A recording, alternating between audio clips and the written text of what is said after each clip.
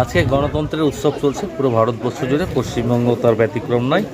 নকশালবাড়িতেও দেখছেন আমাদের সমস্ত ভোটাররা খুব উদ্দীপনার সাথে উচ্ছ্বাসিতভাবে ভোট দিচ্ছেন এবং সকাল থেকে প্রচুর লাইন চলছে। আমি এখন আমার নিজস্ব বুথে ভোট দিলাম, 25-69 বুথে, 79 ভোটে আমি ভোটদান করলাম।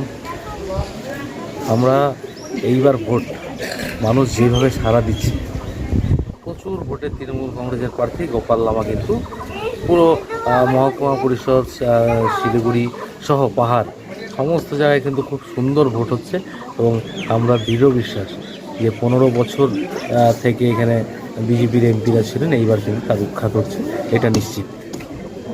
আচ্ছা দাদা, যে বাকি এলাকাগুলোতে কেমন ভোট হচ্ছে আপনাদের? খুব ভালো হচ্ছে, সব সকাল থেকে আমরা মনিটরিং করছি।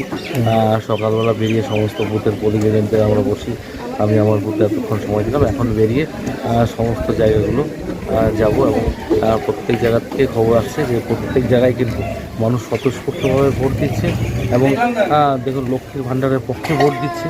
এটা তো স্বাভাবিক।